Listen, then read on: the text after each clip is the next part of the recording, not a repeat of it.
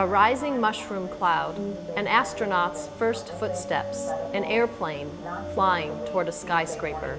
These are the images of our national history and social consciousness, images transmitted into living rooms and burned into collective memory by the shimmering glow of a cathode ray tube. In Analog Requiem, a video installation by Cincinnati artist Mark Patsfall, the beauty, power, and impact of analog television is both celebrated and mourned. The inspiration for this piece came from several sources. I wanted to do something about the end of broadcast television, the end of the cathode ray tube, which both came about just about when I was born. So I grew up with it and lived with it for 60 years now. And it seems that it ended right about the time of 9/11. And I wanted to do a Requiem, and so I chose Mozart's Requiem as the soundtrack for the piece. And I mixed it with the soundtrack from news broadcasts that I recorded on 9/11.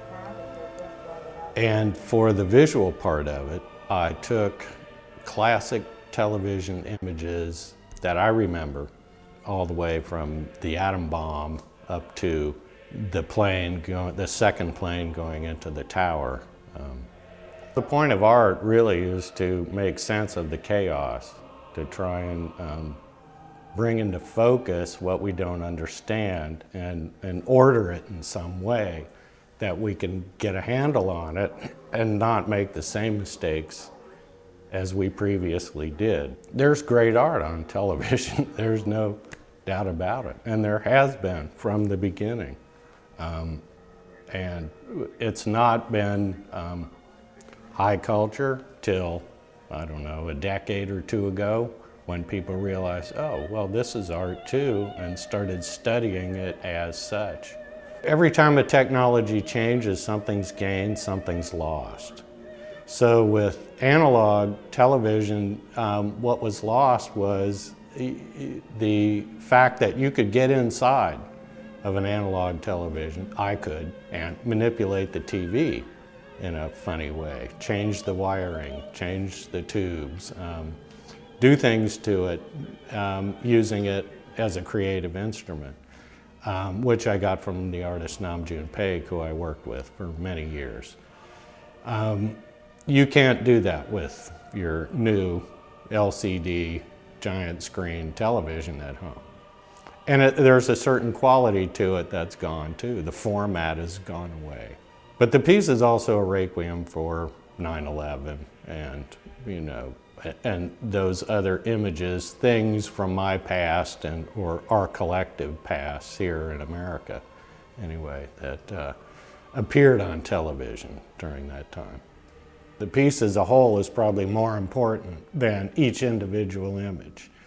Each individual image was picked either because it had something strong to say to me personally or to the culture as a whole. Like the Coca-Cola thing, I don't drink pop, so it doesn't really mean much to me, but that advertising is endemic in our society. Gunsmoke I watched as a child, for I don't know how many years. It was the longest running television program on TV. The atom bomb, when I was a child, we were taught to hide under our desks and get up against the walls, and we had these drills that you don't have today.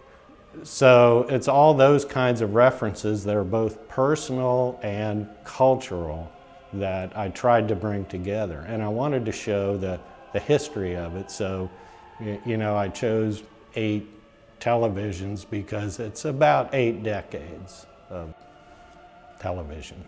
The silhouette came from an advertisement for televisions in the 50s or early 60s. And it was that time when, in all advertising, what was played up was the family values and the home. And in the 50s, and mom was at home and raising the child and dad was off at work and producing something, you know. And that's an iconic image of my childhood.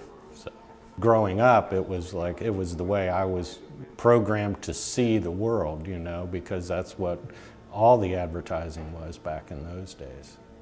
The drawings on the wall were created with copper foil tape of the type that's used for stained glass windows, and I got the idea from my son's electronics class, where they actually make electronic circuits using the foil tape. And I thought, well, I could draw on the wall with that and then use it to carry signals up to the speakers so that the sound actually comes from the broadcast tower and the television. There are images that I could have picked that I didn't because I felt like they were a bit too gruesome, like the immolation of the Buddhist monk in the 1963 in Saigon, and the execution of the Viet Cong prisoner. And so I had to kind of edit things because there's a lot of classic television images. So I picked a few TV shows that I liked, like Alfred Hitchcock was great. Kent State was an image that was really burned into my mind because I was in Vietnam at the time that happened. And so it was a real shock to us. The moon landing, there's no way that you could, I mean, we all sat and watched the man walk on the moon, and that had to be included in there. For my generation, I think the defining moment was the assassination of John Kennedy. It changed all of us who grew up in the 50s, our whole view of our life up till that point, you know. Who could you trust anymore? What's going on, you know? It was really something that I think the 60s, the hippies, counterculture, I mean, it all seems to go right starting at that moment.